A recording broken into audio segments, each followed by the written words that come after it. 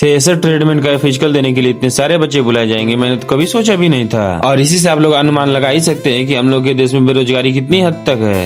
नमस्ते देवी सज्जनों, मैं आपका आपसे आज फिर से स्वागत करता हूँ एक नए मिनी ब्लॉग में। तो जैसा कि आप लोग जानते हैं कि इस समय सीएसआर ट्रेडमेंट का फिजिकल चल रहा है और ये फिजिकल मेरा भी है, जिसके लिए आज मैं जा रहा हूँ। तो मैंने भी सोचा क्यों ना आपको मेरे इस ब्लॉग के माध्यम से सीएसआर फिजिकल की जर्नी को एक्सप्लोर कर दूं। और ये फिजिकल अभी लंबा चलेगा, इसलिए इस ब्लॉग के माध्यम से शायद कई भाइयों की हेल्प भी हो जाए। तो चलिए अपनी जर्नी को स्टार्ट करते हैं, जिसके लिए हम आ जाते हैं अपने नेशनल हाईवे पे। और ऑटो न मिलने के कारण ये भैया हमारी हेल्प कर देते हैं, जिसके लिए इनका बहुत बहुत धन्यवाद। इंटरनेशनल हाईवे पर पहुँचते ही हम बैठ जाते हैं टोटो में, क्योंकि हमें मऊ जंक्शन जाना था। कुछ देर टोटो के सफर के बाद हम पहुंच जाते हैं मऊ जंक्शन, जहाँ पहुंचते ही सबसे पहले अपने लिए एक टिकट ले लेते हैं। नहीं तो अगर काले कोट वाले मिल गए तो हमारी ले लेंगे जमा पूंजी। उसके बाद हम आ जाते हैं प्लेटफॉर्म नंबर 1 पे, जहाँ कुछ देर इंतजार करने के बाद हमारी ट्रेन भी आ जाती है, जिसमें काफी भीड़ हो जाने के कारण बड़ी मशक्कत के बाद हम भी इस ट्रेन में चढ़ जाते हैं। और कुछ देर बाद हमारी ट्रेन भी निकल लेती है। 2 घंटे ट्रेन में धक्का मुक्की खाने के बाद हम पहुंच जाते हैं वाराणसी सिटी, जहाँ ट्रेन से उतरते ही सीधे हम निकल लेते हैं बाहर की तरफ। और बाहर आते ही टोटो पकड़ के निकल लेते हैं वाराणसी जंक्शन, जिसे वाराणसी कैंट के नाम से जाना जाता है। वाराणसी जंक्शन उतरते ही हमें यहाँ कुछ नया देखने को मिलता है, जो कि है उड़न खटोला, और ये अब यहाँ भी चलेगा।